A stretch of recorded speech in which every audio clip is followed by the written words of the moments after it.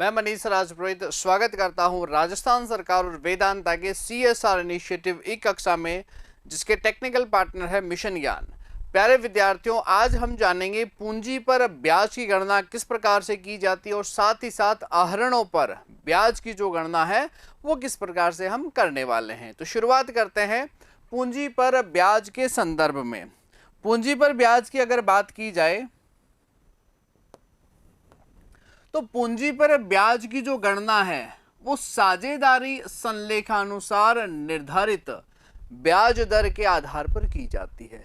जैसा भी संलेख में उल्लेख है 5%, 10%, 2% या 8%, उसी दर से पूंजी पर ब्याज की गणना की जाएगी। परंतु अगर साझेदारी संलेख नहीं बनाया गया है या साझेदारी संलेख तो बनाया गया है लेकिन इसके अंतर्गत जो है पूंजी के संदर्भ में, पूंजी पर ब्याज के संदर्भ में कोई प्रोविजंस नहीं है, तो पूंजी पर ब्याज जो है वो नहीं दिया जाएगा। क्लियर है? दर जो संलेख में लिखी गई हो, संलेख नहीं है तो ब्याज नहीं दिया जाएगा। अब कुछ महत्वपूर्ण पॉइंट्स अपने को ध्यान में रखने हैं पूंजी पर ब्याज की गणना में। पहला पॉइंट, यदि वर्ष के दौरान ना तो पूंजी लगाई जाए ना ही पूंजी हटाई जाती है तो ब्याज की जो गणना है वो हमेशा प्रारंभिक पूंजी पर की जाएगी, ओपनिंग कैपिटल पर की जाएगी। यदि वर्ष के दौरान ना तो पूंजी लगाई गई है ना ही पूंजी हटाई गई है तो ब्याज की जो गणना है प्रारंभिक पूंजी पर, ओपनिंग कैपिटल पर की जाएगी। किस प्रकार से ये अभी देखेंगे हम आगे। अब पॉइंट नंबर 2 है, यदि वर्ष के दौरान पूंजी लगाई गई है या तथा पूंजी हटाई गई है तो ब्याज की जो गणना है वो गुणनफल विधि यानी कि प्रोडक्ट मेथड से जो है इसकी हम गणना करने वाले हैं। अब गुणनफल विधि से कैसे गणना करेंगे ये भी हम आगे सीखेंगे। इसके पश्चात हम बात करते हैं, यदि वर्ष के दौरान पूंजी लगाई गई है, पूंजी हटाई गई है, परंतु पूंजी लगाने या हटाने की तिथि नहीं दी गई है, किस तारीख को पूंजी लगाई गई है, हटाई गई है, केवल इतना लिखा है वर्ष के दौरान पूंजी लगाई या वर्ष के दौरान पूंजी हटाई, तो क्या मानोगे? यह जो लेन देन है, ट्रांजैक्शन है, वो मिड ऑफ द ईयर है, वर्ष के मध्य में किया गया है, यानी कि यहां पर जो ब्याज की गणना है वो 6 महीने हेतु की जाएगा। और पॉइंट नंबर 4 क्या कहता है, किसी भी कंडीशन में पूंजी पर जो ब्याज है वो लाभों से अधिक नहीं होगा, यानी ब्याज जो है केवल और केवल लाभ की स्थिति में होने वाला है। पूंजी पर ब्याज केवल लाभ की स्थिति में दिया जाएगा, यानी पूंजी पर ब्याज लाभों से अधिक कभी भी नहीं होगा। ये 4 पॉइंट्स अपने को क्लियर करने हैं। पहला पॉइंट, ना तो पूंजी लगाई है ना हटाई है तो ओपनिंग कैपिटल ब्याज निकालेंगे, और अगर पूंजी लगाई जा रही है हटाई जा रही है, दोनों है, लगा भी रहे और हटा भी रहे तो गुणनफल विधि, और पूंजी लगाने और हटाने की तिथि नहीं दी गई है तो फॉर 6 मंथ यानी कि 6 महीने के लिए गणना करेंगे, और ब्याज जो है लाभों से अधिक नहीं होना है। क्लियर है? ये 4 पॉइंट देखेंगे। पहला पॉइंट, यदि वर्ष के दौरान ना तो पूंजी लगाई गई है और ना ही पूंजी हटाई गई है तो ब्याज की जो गणना है हमेशा प्रारंभिक पूंजी पर की जाएगी। और ये प्रारंभिक पूंजी ज्ञात कैसे करेंगे? अगर हमें अंतिम पूंजी दी गई है, क्लोजिंग कैपिटल दी गई है, तो प्रारंभिक पूंजी पर पहुंचना कैसा है, इसके लिए 3-4 मदे अपने को ध्यान में रखना है। प्रारंभिक पूंजी की राशि नहीं दी गई है तो गणना इस प्रकार की जाएगी। सबसे पहले लेंगे क्लोजिंग कैपिटल, अंतिम पूंजी, इसके अंतर्गत आहरण की जो राशि है, ड्राइंग्स जो है वो ऐड करेंगे, और अगर हानियों में हिस्सा मिला है उस साझेदार विशेष को तो वह भी जोड़ेंगे, और अगर लाभों में हिस्सा है तो घटा देंगे। ये क्या आ जाएगी आपकी ओपनिंग कैपिटल। क्लोजिंग कैपिटल में आहरण जोड़े जाएंगे, हानियां जोड़ी जाएगी, और प्रॉफिट्स जो है, लाभ जो है वो आपके वहां पर घटाए जाएंगे। इस प्रकार से आपको ओपनिंग कैपिटल निकालना है। प्रश्न की सहायता से क्लियर करते हैं। राम तथा श्याम एक फर्म में साझेदार हैं जिनकी पूंजी का अंतिम शेष क्रमशः 1 लाख और 2 लाख रुपए है। क्लोजिंग बैलेंस दिया गया है 1 लाख और 2 लाख। वर्ष के दौरान राम द्वारा 20,000, श्याम द्वारा 10,000 का आहरण किया गया। ड्राइंग्स दे रखी है, राम ने 20,000, श्याम ने 10,000। राम तथा श्याम का लाभों में हिस्सा 10,000 और 30,000 रुपए है। पूंजी पर ब्याज की गणना कीजिए यदि दर जो है 10% वार्षिक। इस पूरे प्रश्न में कहीं भी ऐसी इंफॉर्मेशन नहीं है कि राम ने इतना अतिरिक्त पूंजी लगाया या श्याम ने जो है इतनी पूंजी हटाई है, यानी ना तो पूंजी लगाई गई है ना ही पूंजी हटाई गई है। तो ब्याज की जो गणना है वो किस पर की जाएगी? प्रारंभिक पूंजी पर, यानी कि ओपनिंग कैपिटल पर इसका कैलकुलेशन करेंगे। लेकिन हमें दिया गया नहीं है अंतिम पूंजी। क्या दिया गया है? क्लोजिंग कैपिटल दिया है, प्रारंभिक नहीं दिया है। तो क्लोजिंग कैपिटल में आहरण जोड़े जाएंगे, लाभों में अगर हिस्सा दिया गया है तो घटा देंगे, आपका स्वतः ही प्रारंभिक पूंजी ओपनिंग कैपिटल आ जाएगा। तो सबसे पहले क्लोजिंग कैपिटल लेते हैं। राम और श्याम का क्लोजिंग कैपिटल दिया गया है 1 लाख और 2 लाख रुपए, ये अंतिम शेष दिया गया है। आहरण कितना है? 20,000 और 10,000।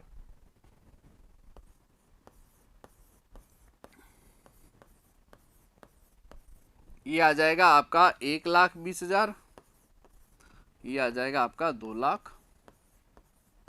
आहरण की राशि जो है इसके अंतर्गत जोड़ दिया, और लाभ का जो हिस्सा है वो घटा देंगे। लाभ कितना दिया गया है? 10,000 और 30,000, ये हम यहां से लेस कर देंगे। तो कितना आ जाएगा?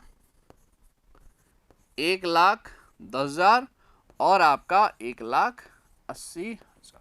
ये क्या आ जाएगी आपकी ओपनिंग कैपिटल, यानी कि प्रारंभिक पूंजी 1,10,000 और 1,80,000।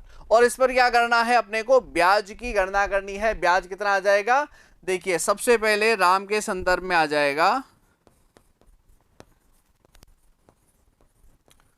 1,10,000 का 10% 11,000। और श्याम की प्रारंभिक पूंजी कितनी है? यह है 1,80,000 और इसका 10% आ जाएगा आपका 18,000, यानी कि 18,000। ये पूंजी पर ब्याज है।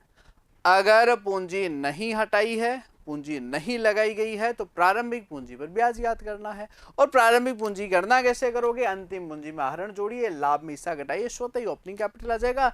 दर से हम इसकी गणना कर लेंगे। चले नेक्स्ट पॉइंट पर।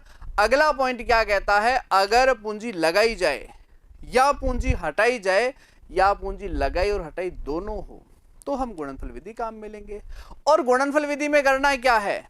जिस तिथि को अतिरिक्त पूंजी लगाई गई है या जिस तिथि को पूंजी हटाई गई है, उस तिथि से लेकर लेखा वर्ष की समाप्ति तक जितना भी समय होता है, जितना भी अवधि होता है, उस आहरण की राशि, उस विड्रॉन की राशि, उस एडिशनल इन्वेस्टमेंट से गुणा कर दोगे, गुणनफल आ जाएगा और उस पर 1 महीने का ब्याज निकाल लेंगे। किस प्रकार? अभी क्लियर करेंगे। लिखा है यदि वर्ष के दौरान पूंजी लगाई गई है, पूंजी हटाई गई है, दोनों में से कोई एक हो या दोनों ही हो, तो ब्याज की जो गणना है वो गुणनफल विधि द्वारा की जाएगी। करते क्या है इसके अंतर्गत?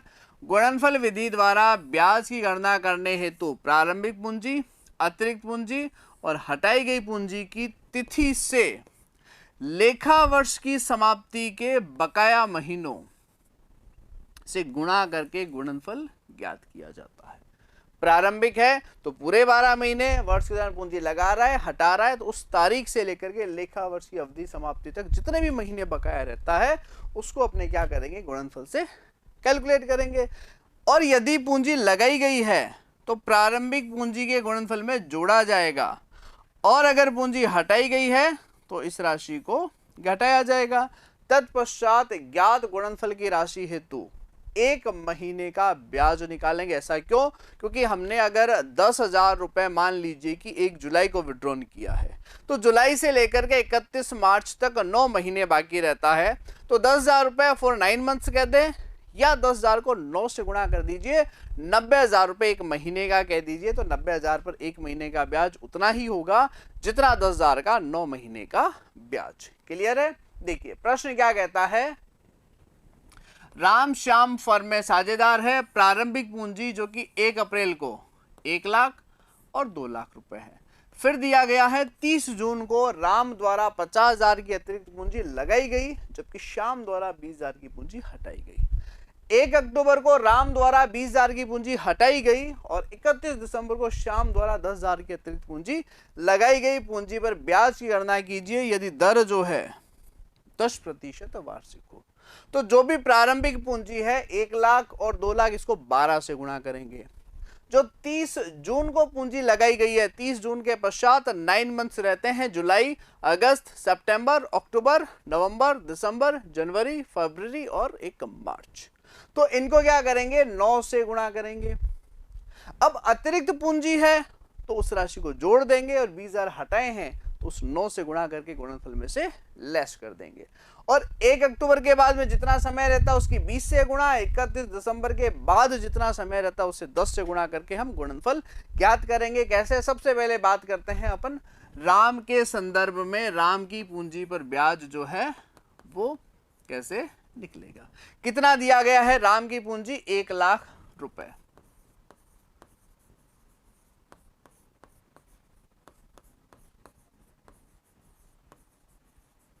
₹12 लाख रुपए। क्लियर है? इसके पश्चात में देखिए क्या है कि 30 जून को राम ने 50,000 की पूंजी लगाई।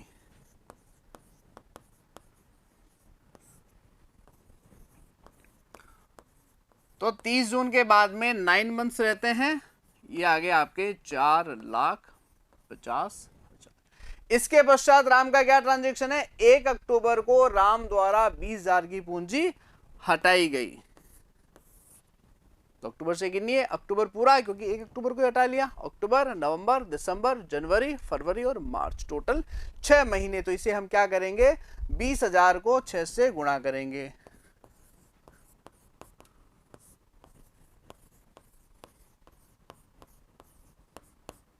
ये माइनस होंगे, इसका रीजन क्यों है? क्योंकि ये पूंजी हटाई गई है, इसको हम घटा देंगे।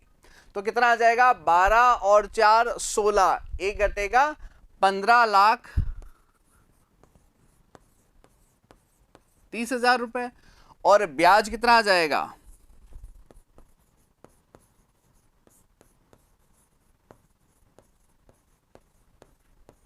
दर दी गई है 10%, 1 महीने का निकालना है इसलिए 1/12। ये क्या आ जाएगा आपका? पूंजी पर ब्याज आ जाएगा, 12 का भाग लगा देंगे 15,30,000 का 10% निकालने के पश्चात। डायरेक्ट ध्यान में रखिएगा, जब भी प्रारंभिक पूंजी है 1 अप्रैल की, वो तो 12 से गुणा होगी। जब भी पूंजी लगाई जाए, हटाई जाए, उस तारीख से लेकर के वर्ष की समाप्ति तक कितना समय रहता है उससे गुणा कर दीजिए।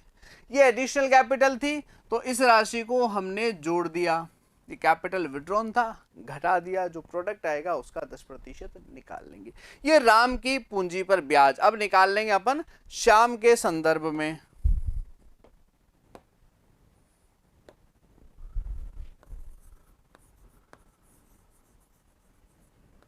तो श्याम का सबसे पहले 1 अप्रैल को पूंजी जो है वो कितनी है ये अपन जान लेते हैं। 1 अप्रैल को श्याम की पूंजी है 2 लाख रुपए। 2 लाख को क्या करना है, अपने को 12 से गुणा करेंगे, ये आ जाएगा 24 लाख। ओपनिंग कैपिटल 1 अप्रैल से 12 महीने बाकी है, 12 से गुणा कर देंगे। इसके पश्चात दिया गया है 30 जून को श्याम द्वारा 20,000 की पूंजी हटाई गई और 30 जून के बाद में समय होता है 9 महीने का, तो 20,000 को 9 से गुणा कर देंगे। ये 30 जून 20,000 गुणा 9 माइनस का 1,80,000। माइनस क्यों किया है? क्योंकि कैपिटल विड्रॉन है, पूंजी हटाई गई है। इसके पश्चात क्या दिया गया है अपने को? 1 अक्टूबर को राम द्वारा पूंजी हटाई हो गया। 31 दिसंबर को श्याम द्वारा 10,000 रुपए की अतिरिक्त पूंजी लगाई गई। तो 31 दिसंबर के पश्चात जनवरी, फरवरी और मार्च, टोटल 3 महीने रहता है। तो इस 10,000 को हमें क्या करना है, 3 से गुणा करेंगे, 30,000।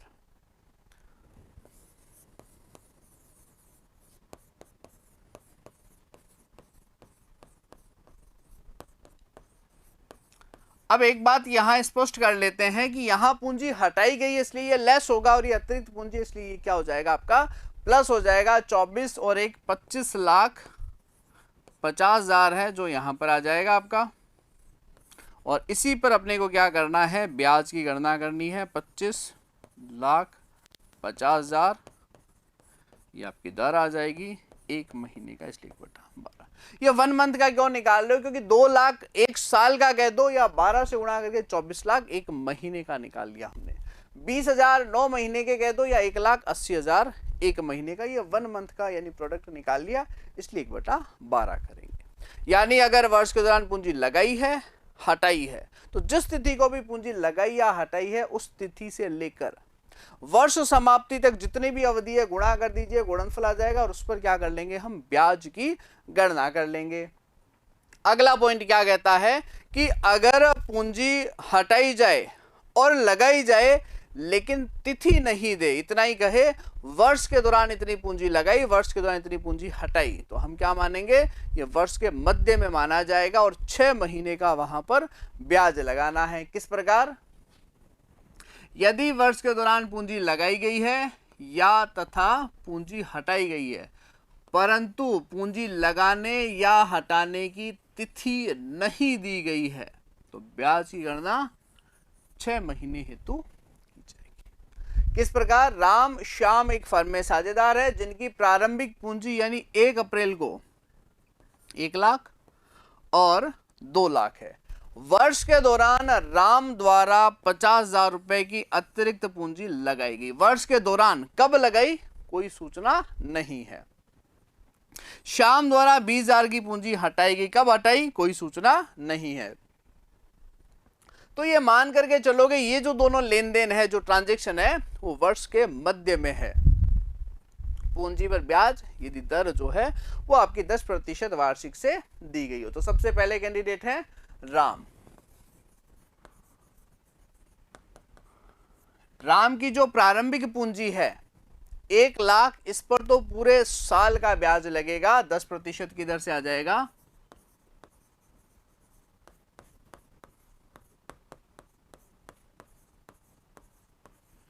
और इसके पश्चात जो वर्ष के दौरान 50,000 की अतिरिक्त पूंजी लगाई है, इस पर 6 महीने का ब्याज लगाया जाएगा।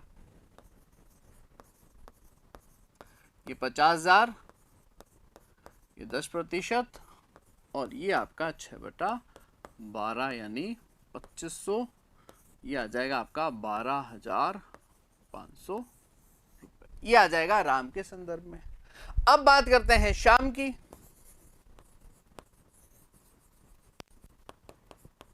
क्या आ जाएगा श्याम के संदर्भ में, जो इसकी प्रारंभिक पूंजी दी गई है कितनी, 2 लाख, इस पर तो पूरे वर्ष का ब्याज लगा लीजिए। ये लीजिए 2 लाख, 10% से 20,000। तो क्या 2 लाख पूरे साल भर लगा हुआ था, नहीं, बीच में इन्होंने 20,000 की पूंजी हटा ली है। कब हटा, इसकी तारीख नहीं दे रखी है। तो इस 20,000 पर यह आपका 10% और 6 महीने का जो ब्याज लगेगा कितना आ जाएगा, 1,000 रुपए यह घटा लिया जाएगा। ब्याज कितना आ जाएगा, 19,000 यानी कि 19,000 रुपए। क्लियर है। 20,000 का 10% 2,000 होता है। ये 20,000 की राशि लास्ट 6 मंथ नहीं थी, तो इस ब्याज की राशि को हम क्या करेंगे, घटाएंगे, क्योंकि ये आपकी क्या थी, अतिरिक्त पूंजी, तो एक्स्ट्रा ब्याज मिलेगा। ये पूंजी हटा ली गई है तो 2 लाख पूरे पर ब्याज नहीं मिलेगा, 2 लाख का पूरे का ब्याज लगाया है, तो ये जो 20,000 है जिन पर 6 महीने ब्याज नहीं मिलेगा, इस ब्याज की राशि को घटा दिया। ये आपका एक्चुअल इंटरेस्ट आ जाएगा राम और श्याम के संदर्भ में। सीधा कॉन्सेप्ट है, अगर तिथि नहीं दी गई है, इतना ही बात करता है, वर्ष के दौरान पूंजी लगाई हटाई, तो क्या मान के चलोगे, मिड ऑफ द ईयर है, वर्ष के मध्य में, ऐसा मानते हुए प्रश्न हल करना है। और नेक्स्ट कंडीशन क्या आ जाएगी, कंडीशन नंबर 4 है पूंजी पर ब्याज के संदर्भ में कि ब्याज कभी भी लाभों से अधिक नहीं होगा। मैक्सिमम इंटरेस्ट ऑन कैपिटल वो आपका लाभ की सीमा तक होने वाला है। पूंजी पर ब्याज केवल लाभ की स्थिति में दिया जाएगा। पूंजी पर दिया गया ब्याज जो है लाभों से अधिक नहीं होगा। यानी अगर लाभ ज्यादा है ब्याज से, कोई दिक्कत नहीं है। अगर हानि है तो ब्याज नहीं देंगे, वहां पर भी दिक्कत नहीं है। दिक्कत कहां आ सकती है? अगर लाभ कम है। किस प्रकार? हम तीनों ही कंडीशन सॉल्व करेंगे। राम तथा श्याम एक फर्म में साझेदार हैं जिनकी प्रारंभिक पूंजी 1 लाख और 2 लाख है। पूंजी पर ब्याज की गणना कीजिए यदि दर जो है 10% वार्षिक हो। तो 10% आ जाएगा 10,000 और 10% आ जाएगा आपका 20,000। यानी टोटल ब्याज जो बन रहा है वो आ रहा है 30,000 यानी कि 30,000। लेकिन लाभ अगर 40,000 हो, लाभ 12,000 हो, लाभ की जगह अगर हानि दे रखा हो 8,000, तो क्या आएगी? फर्स्ट तो अपन पूंजी पर ब्याज ही निकाल लेते हैं। अगर साधारण परिस्थितियां होती तो पूंजी पर ब्याज कितना आता? राम की पूंजी है 1 लाख और 10% से आ जाएगा 10,000। और श्याम की जो पूंजी है वो आ जाएगा 2 लाख और 10% आ जाएगा 20,000 यानी कि 20,000। ये इनकी पूंजी पर ब्याज आ गया 10,000 और 20,000। यहां तक कोई आपत्ति नहीं है। अगर आपको प्रॉफिट नहीं दे रखा हो लेकिन प्रॉफिट दे दिया कि लाभ जो है 40,000 हो, तो क्या करेंगे? तो कोई आपत्ति नहीं है। ब्याज 30,000 का बन रहा है, लाभ 40,000 का है, तो निश्चित रूप से 30,000 का ब्याज जो है वो दिया जा सकता है। कंडीशन नंबर फर्स्ट, यदि लाभ 40,000 रुपए हो तो पूंजी पर ब्याज कितना आएगा?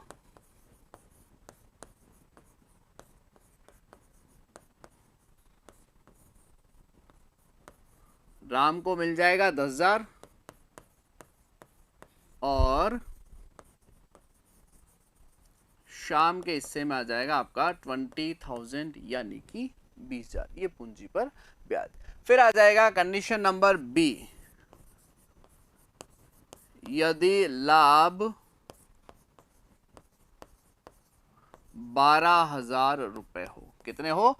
12,000, जैसा कि कंडीशन नंबर बी में दिया गया है। तो अब देखिए यहां पर क्या है, टोटल ब्याज जो बन रहा है 30,000, लाभ जो है 12,000। इस लाभ से अधिक ब्याज नहीं देंगे तो राम को कितना मिलेगा? 1/3 गुणा 12,000 यानी कि 4,000 रुपए। शाम को कितना मिलेगा?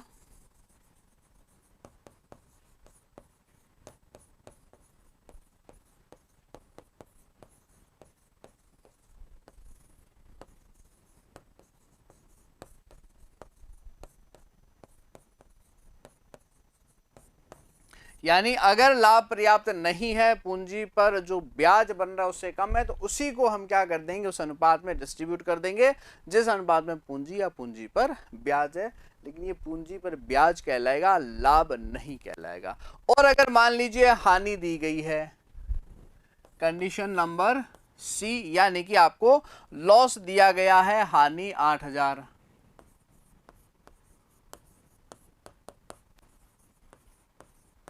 तो क्या आ जाएगा?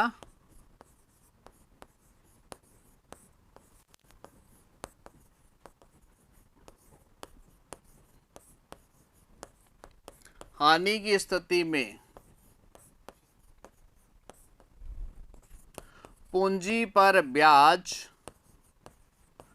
नहीं दिया जाएगा। क्लियर है तीनों कंडीशंस? कुल ब्याज जो बनता है वो बन रहा है अपना 30,000, 30,000। तो लाभ अगर 30,000 या उससे ज्यादा है तब तो कोई आपत्ति नहीं है, अपन 30,000 दे देंगे, 10 और 20।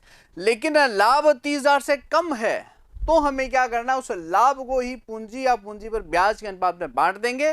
लेकिन बांटा लाभ को ये कहलाएगा आपका पूंजी पर ब्याज। तो कंडीशन नंबर 3 क्या कहती है कि अगर हानि है, लॉस है, तो किसी भी स्थिति में पूंजी पर ब्याज जो है वो नहीं दिया जाएगा। ये 4 कंडीशन जो है आपकी बनती है। कौन सी? अगर पूंजी ना तो लगाई गई है ना हटाई है तो ओपनिंग कैपिटल पर।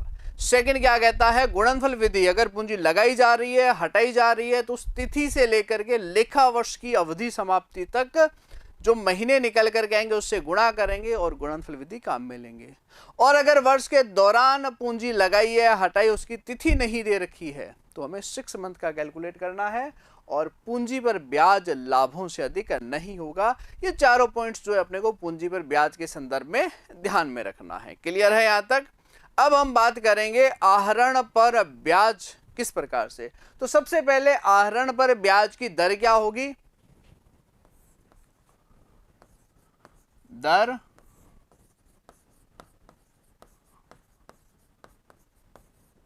साझेदारी संलेखानुसार, और संलेख के अभाव में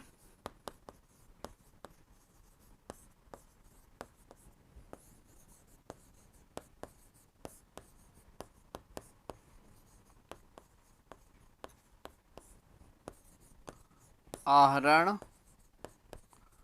पर ब्याज नहीं। क्लियर है? तो आहरण पर ब्याज कैसे? साझेदारी संलेखानुसार, और संलेख के अभाव में आहरण पर जो ब्याज है वो नहीं दिया जाएगा। अब देखिए, आहरण पर ब्याज की दो विधियां होती है, औसत विधि और गुणनफल विधि। ये क्या होती है? औसत विधि कब काम में लेंगे, गुणनफल विधि कब काम में लेंगे? इनकी कंडीशन ध्यान में रखना है। यदि प्रत्येक आहरण की राशि समान हो तथा प्रत्येक आहरण का जो समय अंतराल है वह भी समान हो, तब तो आएगी औसत विधि। और दोनों में से एक भी असमान हो या दोनों ही असमान हो, देखिए राशि असमान, समय अंतराल असमान, या और तथा, मतलब दोनों में से एक असमान हो या दोनों ही असमान हो, तो हम औसत के स्थान पर क्या लेंगे? गुणनफल विधि का प्रयोग किया जाएगा। किस प्रकार से? एक एग्जांपल से हम क्लियर करेंगे। जैसे मान लीजिए यहां पर मैंने लिखा है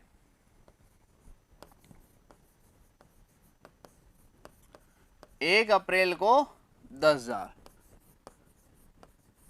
1 अगस्त को 12,000, 1 दिसंबर को 15,000 और 31 मार्च को 8,000। तो कौन सी विधि लगेगी? निश्चित रूप से यहां पर गुणनफल विधि जो है वो काम में ली जाएगी। रीजन क्या है? समय जांच करने की जरूरत ही नहीं है, जो अमाउंट है वही इक्वल नहीं है, तो कौन सी विधि आ जाएगी? गुणनफल विधि काम में लेंगे। ये आपको आहरण दिए गए हैं, ऐसे मत सोचिएगा सर ये लिखा हुआ क्या, ये दिए गए आपको आहरण। कोई एक व्यक्ति 1 अप्रैल को 10,000, 1 अगस्त को 12,000, 1 दिसंबर को 15,000, 31 मार्च को 8,000 का आहरण करता है, या गुणनफल विधि का प्रयोग करते हुए आहरण पर ब्याज की गणना की जाएगी। अब मान लीजिए इसके स्थान पर लिख दिया 1 अप्रैल को 10,000, 1 अगस्त को भी 10,000, 1 दिसंबर को भी 10,000 और 31 मार्च को भी 10,000। अब यहां कौन सी विधि काम में ली जाएगी? यहां पर भी गुणनफल विधि काम में ली जाएगी। क्या कारण है? राशियां तो सारी समान है, अमाउंट जब भी आहरण कर रहा है 10,000 का कर रहा है, लेकिन टाइम डिफरेंस है वो अलग है। 1 अप्रैल से 1 अगस्त के मध्य, अप्रैल, मई, जून, जुलाई, कितने आगे? 4 महीने। और 1 अगस्त से दिसंबर के बीच में अगस्त, सितंबर, अक्टूबर, नवंबर, कितना आ जाएगा अपने? अच्छा, अमाउंट भी समान आ रखी है, कोई दिक्कत नहीं है, तो फिर अपन औसत विधि काम में ले लेंगे। फिर दिसंबर, जनवरी, फरवरी और मार्च, यानी यहां पर भी आपका आ जाएगा 4 मंथ। तो इत्तेफाक से दोनों ही चीजें जो है समान है, तो यहां पर कौन सी विधि काम में लेंगे अपन? औसत विधि।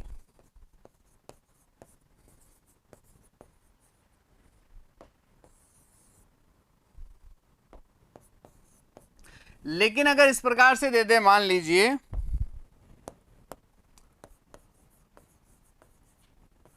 1 अप्रैल को 10,000, फिर दे दिया 31 अगस्त को 10,000, फिर आपको दे दिया 30 नवंबर को 10,000 और बाद में दे दिया आपको 1 मार्च को 10,000। अब यहां पर देखिए समय अंतराल कितना दिया गया है, 1 अप्रैल से 31 अगस्त के बीच में, अप्रैल, मई, जून, जुलाई और अगस्त, टोटल 5 महीने। और अगस्त से नवंबर के बीच में सितंबर, अक्टूबर, नवंबर, सिर्फ 3 महीने। और यहां पर फिर कितने आ गए, 4 महीने। तो क्या टाइम डिफरेंस समान है क्या, नहीं, समय अलग अलग दिया गया है। तो यहां पर कौन सी विधि काम में लेंगे हम, गुणनफल विधि। पहचान कैसे करोगे, प्रत्येक आहरण की राशि समान हो, तो राशि इन दोनों में भी समान है, इसमें भी समान है, और टाइम डिफरेंस भी समान हो, एक से दूसरे आहरण, दूसरे से तीसरे, तीसरे से चौथे आहरण के मध्य जो समय अंतराल निकल कर आएगा वो समान है। यानी हर महीने की पहली तारीख को आहरण, हर महीने की मिडल डेट को आहरण, प्रत्येक 2 महीने की पहली तारीख को आहरण, या प्रत्येक तिमाही की अंतिम तिथि को आहरण, जो समय अंतराल है वह भी समान हो, तो हम औसत विधि द्वारा गणनाएं करेंगे। औसत विधि, राशि समान, समय अंतराल समान, वहां पर आपका एवरेज मेथड, औसत विधि जो है काम में ली जाती है। किस प्रकार, देखिए सबसे पहले बात करेंगे, यदि प्रत्येक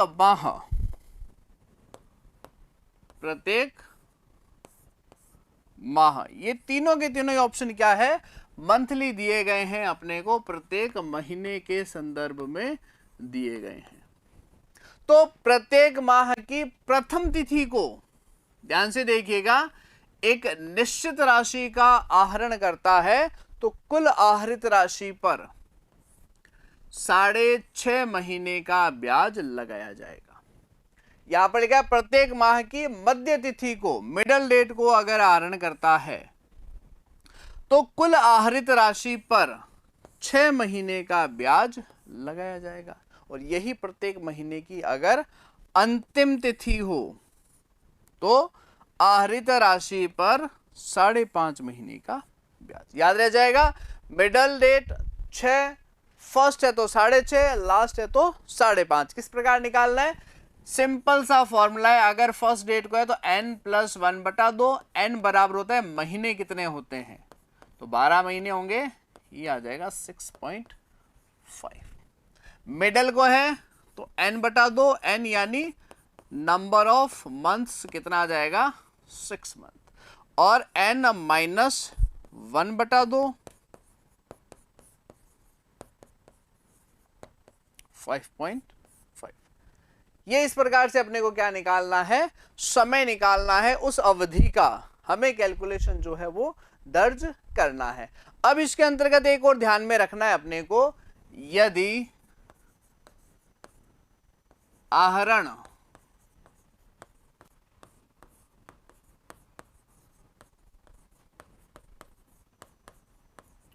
जुलाई से प्रारंभ हो, यानी कि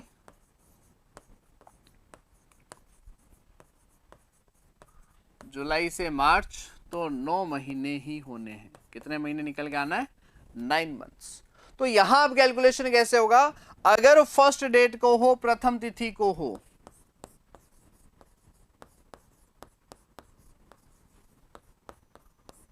नौ महीने हैं तो 9 + 1/2, 5 महीने। अगर मिडल डेट को हो, n/2, 9/2, 4.5, और लास्ट डेट को हो तो क्या करना है,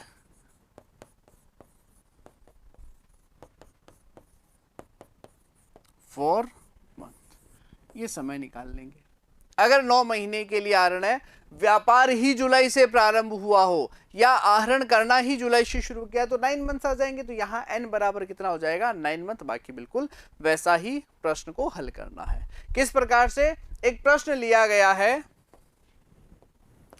राम, श्याम, मोहन एक फर्म में साझेदार है, प्रत्येक माह की प्रथम तिथि को 10,000 रुपए श्याम द्वारा, प्रत्येक माह की मध्य तिथि को 12,000 रुपए मोहन द्वारा, और प्रत्येक माह की अंतिम तिथि को 15,000 रुपए का आहरण किया जा रहा है।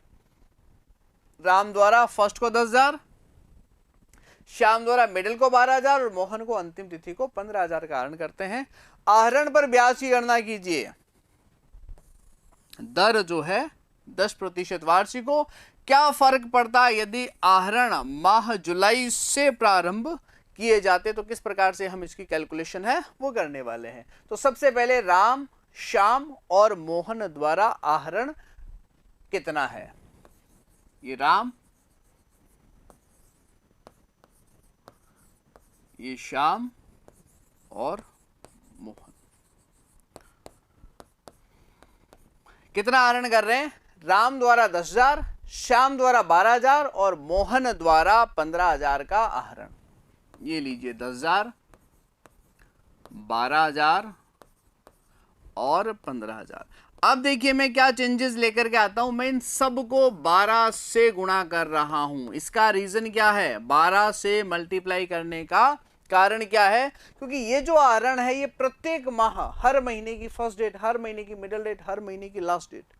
अब अंतिम तिथि को कई बच्चों के मन में ये आ जाता है कि सर अंतिम तिथि को आहरण तो उसे गिन क्यों रहे हैं। भाई पैसा तो विड्रॉन हुआ है, साल में कितनी बार पैसा निकला है, 12 बार। 31 मार्च को भी निकला है तो 12 बार पैसा तो निकला है। इसलिए अपने ने क्या कर दिया, इनको 12 से गुणा कर दी, क्योंकि वर्ष में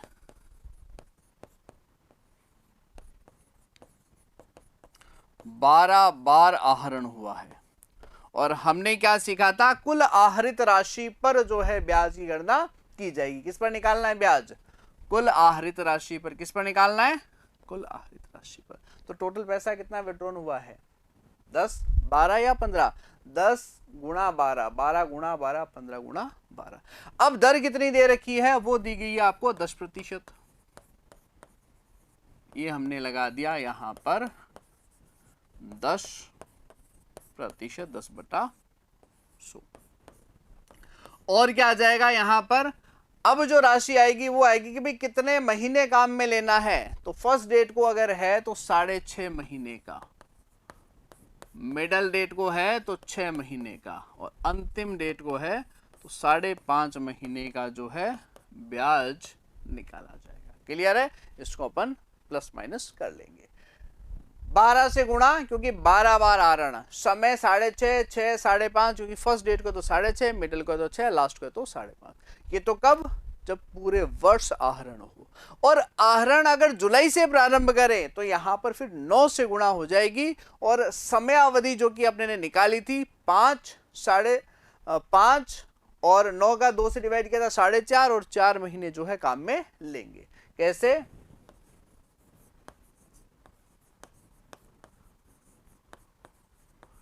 यदि आहरण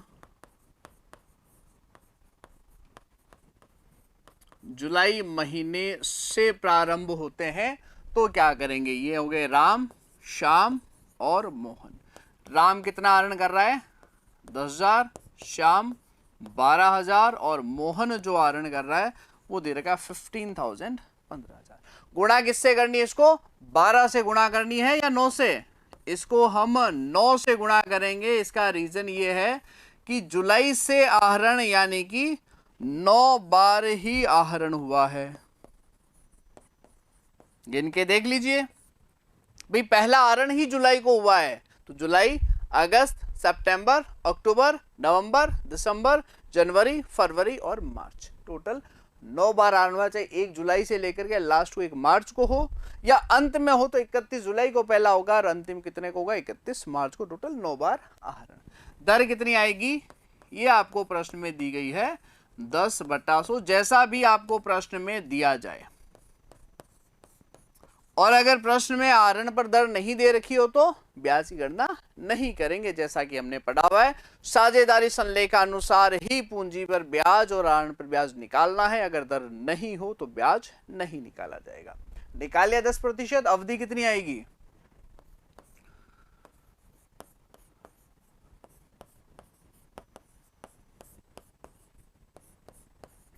अब कई विद्यार्थियों को यहां कंफ्यूजन हो जाता है कि सर यहां पर जो है ये आपने 12 क्यों लिए, यहां पर भी तो 9 ले सकते थे। तो भाई यहां 12 ही लेंगे। कारण क्या है, क्योंकि यह तो 9 बार आहरण किया इसलिए 9 से गुणा की है। अभी आपका मंथली बन गया, कितने महीने का निकालना, इसलिए 4/12 करेंगे। क्लियर है यहाँ तक?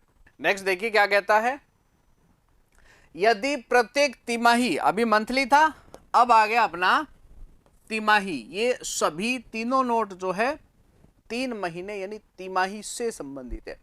तिमाही मतलब अगर साल 1 अप्रैल से शुरू होता है तो अप्रैल, मई, जून, ये एक 3 महीनों की तिकड़ी, फिर जुलाई, अगस्त, सितंबर, फिर अक्टूबर, नवंबर, दिसंबर और फिर जनवरी, फरवरी और मार्च, यानी हर 3 महीने में एक बार आहरण किया जाता है, चाहे वो 3 महीने के फर्स्ट डेट को हो, मिडल डेट को हो या अंतिम में। जैसे अप्रैल, मई, जून, इसमें पहली तारीख होगी 1 अप्रैल, अंतिम होगी 30 जून, और मिडिल डेट क्या होगा, अप्रैल, मई और जून, यानी 15 या 16 मई जो होगी वो मिडिल डेट होगी। तो किस प्रकार से करेंगे, अगर प्रथम तिथि को, बाकी नोट कॉमन है, एक निश्चित राशि का आहरण किया जाता है तो कुल आहरित राशि पर 7.5 महीने का, मिडिल डेट को हो 6 महीने का और अंतिम तिथि को हो तो 4.5 महीने का ब्याज लगाया जाएगा। बिल्कुल वही काम में लिया है जैसे हमने मंथली में था। चेंजेस क्या है, वहां +1 -1 था, यहां पर +3 चलेगा। टोटल 12 महीने होते हैं, 3 जोड़ के 2 का भाग लगाओगे, ये देखो 7.5। चाहे याद कर लीजिए, चाहे ये फॉर्मूला है वो तैयार रखिए। मंथली है तो +1 -1 चलेगा, तिमाही है तो +3, मिडिल का यही निकालना है।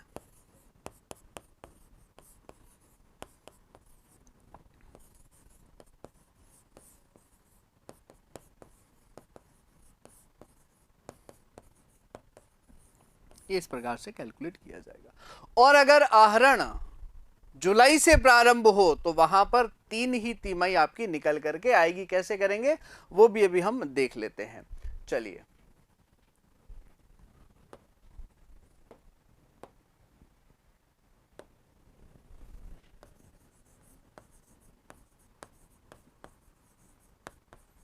यदि आहरण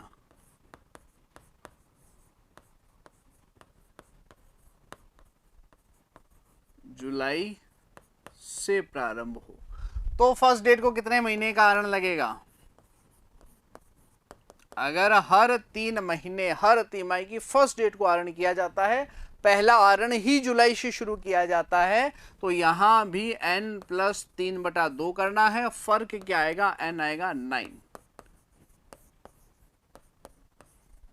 6 महीने। और अगर मिडल डेट को हो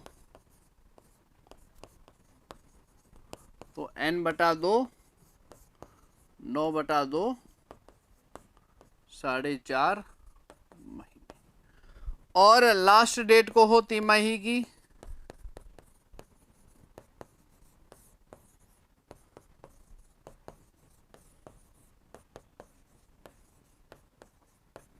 इस प्रकार से कैलकुलेट किया जाएगा, क्योंकि 9 महीने हैं, 9 + 3/2, 9 - 3/2 और मिडल तो सीधा निकालना ही n/2।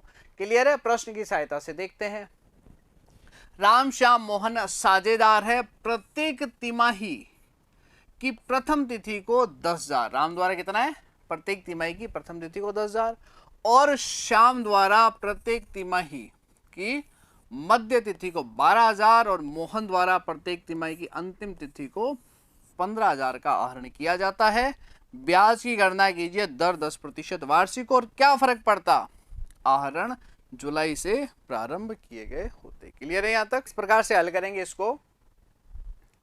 सबसे पहले अपन लेते हैं राम, श्याम और मोहन द्वारा आहरण कितना है। ये राम, श्याम और मोहन। अब देखिए, राम ने 10,000 का आहरण किया है, श्याम ने 12,000 का आहरण किया है और मोहन ने जो है आपका 15,000 यानी कि 15,000 रुपए का आहरण किया है। अब गुणा कितने से करोगे, इसको 4 से गुणा करेंगे। ये आपके समझने वाली बात है कि 4 से गुणा क्यों किया है, क्योंकि 1 वर्ष बराबर 4 तिमाही होती है, यानी 4 बार आहरण। क्लियर है? एक वर्ष में 4 तिमाही होगी तो 4 बार आहरण किया जाएगा, इसलिए 4 से गुणा करेंगे, क्योंकि ब्याज कुल आहरित राशि पर निकाला जाता है। दर कितना दिया गया है? 10%। ये लीजिए, दर आ गई आपकी 10%, यानी कि 10%। अब बात करेंगे समय कितना। तिमाही की फर्स्ट डेट को हो तो हमने निकाला था 7.5, 6 मिडल को, लास्ट को 4.5 का।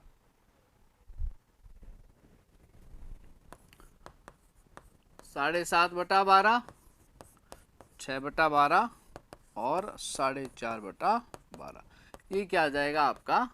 अगर अप्रैल से 31 मार्च तक पूरे 12 महीने आहरण किया जाए, हर तिमाही से यानी 4 बार आहरण किया जाए, लेकिन आहरण ही जुलाई से प्रारंभ हो तो क्या करना है? यह देखिए,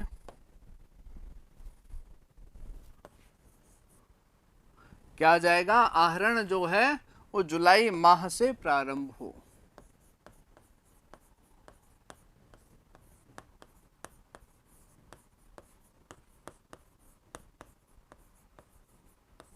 तो क्या करेंगे? ये राम, श्याम और मोहन। राम द्वारा आहरण किया जा रहा है 10,000 का, श्याम 12,000 और मोहन जो है 15,000, 15,000। अब इसे गुणा कितने से करेंगे? ध्यान रखने वाली बात, 3 से। इसका रीजन क्या है? देखिए, जुलाई से प्रारंभ यानी कि 9 महीने, यानी कि 3 तिमाही। तिमाही कितनी है? 3, यानी 3 बार आहरण होता है। हर 3 महीने से आहरण करेगा 9 महीने तक, तो 3 ही बार आहरण हो पाएगा। दर कितना दिया गया है? 10%। इधर आ गई 10%। कितने समय के लिए लगेगा? तो तिमाही की फर्स्ट, मिडल और लास्ट डेट जबकि जुलाई से प्रारंभ हो तो 6, 4.5 और कितना आ जाएगा आपका? 3 महीने।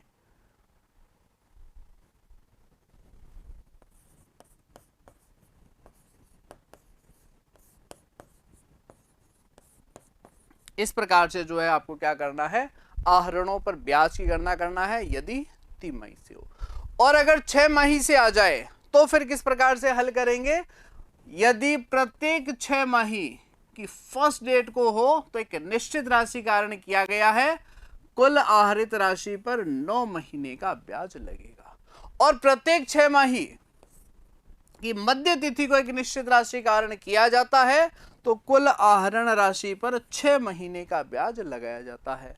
और प्रत्येक 6 माही की अंतिम तिथि को आहरण किया जाता है तो कुल आहरित राशि पर 3 महीने का ब्याज लगेगा। 9, 6 और 3। इस प्रकार से जो है अपने को ब्याज की गणना की जाएगी। कैसे? 6 मंथ है तो n + 6/2, 12 + 6/2, यानी कि ये आ जाएगा 9। n/2 तो ये तो आपका 6 ही आना है, मिडल डेट का तो फिक्स है। अंतिम का है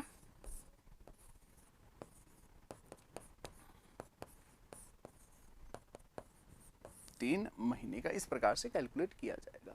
और हर 6 महीने से आहरण करता है तो साल में 2 बार आहरण होगा, तो जो आहरित राशि होगी उसे हमें क्या करना पड़ेगा? 2 से गुणा करना पड़ेगा, 2 से मल्टीप्लाई करना पड़ेगा। किस प्रकार?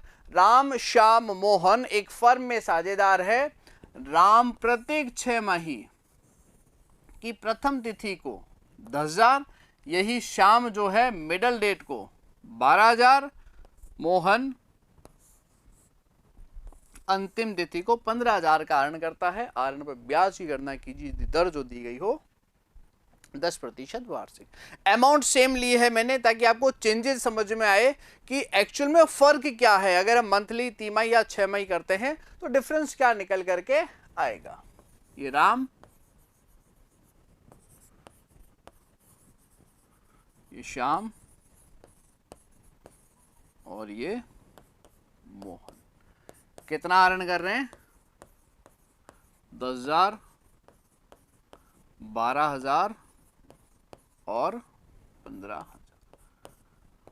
और 6 माही से आहरण कर रहा है तो साल में 2 बार आहरण होगा, तो गुणा कितने से की जाएगी इसको? 2 से। दर लगा देंगे 10%। ये लीजिए दर जैसा कि प्रश्न में दिया गया होगा, अपनी तरफ से कुछ भी स्ट्रेस लेने की जरूरत नहीं है, ये दर आ जाएगी। और महीने फर्स्ट डेट को हो तो 9/12, मिडल डेट को हो तो 6/12 और अंतिम तिथि को हो तो कितना आ जाएगा आपका 3/12। ये आपका क्या आ जाएगा आहरण पर ब्याज, यदि 6 माही आहरण हो। और 2 से गुणा क्यों किया है, क्योंकि 1 वर्ष बराबर 2 6 माही बराबर 2 बार आहरण। इसलिए हमने क्या किया है, यहां पर 2 से गुणा की है।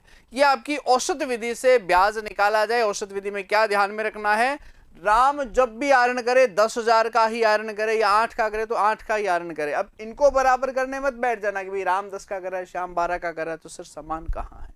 गणित के हिसाब से चलिए कि राम जब भी आहरण करेगा 10,000 से करेगा, राम का जो टाइम डिफरेंस है वो भी समान होगा, तो राम का ब्याज जो है औसत विधि से करेंगे। हो सकता है श्याम कभी 10 का कर रहा है, कभी 12 का, कभी 8 का, तो श्याम में औसत विधि नहीं लगेगी। ऐसे नहीं है कि पूरे प्रश्न में सबका आहरण एक ही समान हो तब भी औसत विधि लगाएंगे। फर्क कितना है, राम 10,000 का आहरण करता है, हर महीने करता है, हर महीने की अंतिम तिथि को करता है, हर 2 महीने से करता है, हर 6 महीने से करता है या हर 3 महीने से। Amount fix, time fix. Shyam 10,000 का, कभी 12 का, कभी 8 का, कभी महीने में 4 बार, कभी 4 महीने में 1 बार, तो यहां पर औसत नहीं लगेगी। सीधा सा फॉर्मेटिंग ध्यान में रखना है। अब देखिए बात करते हैं गुणनफल विधि क्या होता है, प्रोडक्ट मेथड क्या होता है। जब आहरण की राशि असमान हो या समय अंतराल असमान हो, या राशि असमान हो तथा समय अंतराल भी असमान हो, दोनों में से कोई एक समान हो या दोनों ही क्या हो असमान हो, तो फिर हम गुणनफल विधि काम में लेंगे। गुणनफल विधि द्वारा ब्याज की गणना में आहरण की तिथि से लेखा वर्ष की समाप्ति अवधि तक जितने भी महीने निकल करके आएंगे, आहरण की राशि से गुणा करके गुणनफल ज्ञात करेंगे और उन गुणनफल पर 1 महीने का ब्याज लगाया जाएगा। जब भी आहरण करे, जिस तारीख को आहरण करता है उस तारीख से लेकर के वर्ष की समाप्ति तक कितनी अवधि, कितना समय, कितने महीने होते हैं, उससे गुणा कर दीजिए, स्वतः ही क्या आ जाएगा, गुणनफल आ जाएगा। उस पर 1 महीने का ब्याज जो है वो आपका कैलकुलेट कर लेंगे। कैसे, देखिए राम श्याम साझेदार है। राम द्वारा 30 जून को 10,000, 1 सितंबर को 15,000 का आहरण किया, जबकि श्याम द्वारा 1 जुलाई को 15,000 और 1 दिसंबर को 10,000 का आहरण किया। आहरण पर ब्याज की गणना कीजिए, दर जो है 10% वार्षिक। राम ने 2 बार आहरण किया, एक तो 30 जून और 1 सितंबर 15 को। किस प्रकार से हल करेंगे अपन इसको देखिए। सबसे पहले बात करते हैं राम के संदर्भ में।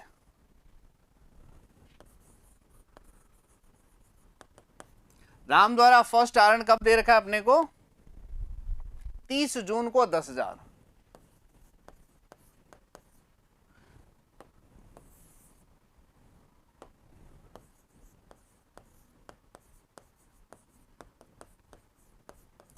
अब देखिए 30 जून को 10,000 है, तो 30 जून के बाद में कितना समय बचता है, 9 महीने बचते हैं। जुलाई से अगर आप 31 मार्च तक करेंगे तो उसको 9 से गुणा कर देंगे, 90,000। नेक्स्ट विड्रॉन आहरण कब किया गया है, 1 सितंबर को 15,000, तो ये आप ले लेंगे 1 सितंबर 15,000। तो सितंबर से गिनिए, सितंबर, अक्टूबर, नवंबर, दिसंबर और जनवरी, फरवरी, मार्च, 3 महीने वो हो जाएंगे। तो ये कितना आ जाएगा आपका, 1,05,000। टोटल कर लेंगे 1,95,000। देखिए सितंबर 1 को लिखा है ना, इसलिए पूरा सितंबर जो है यहां पर कैलकुलेट किया जाएगा। 15,000 को क्या कर देंगे, 7 से गुणा कर देंगे 1,95,000। अब ब्याज कितना आएगा, ये 1,95,000। ये दर दी गई है 10% और गुणा क्या करना है, 1/12। 1/12 क्यों किया है, इसका रीजन क्या है, क्योंकि हमने 10,000 रुपए 9 महीने का आहरण बता दिया, या 90,000 1 महीने का। 15,000 7 महीने का या 1,05,000 1 महीने का, यानी 1,95,000 1 मंथ का मानते हुए इस पर ब्याज लगा देंगे। ये राम के संदर्भ में है। श्याम की कैलकुलेशन कैसे आ जाएगी?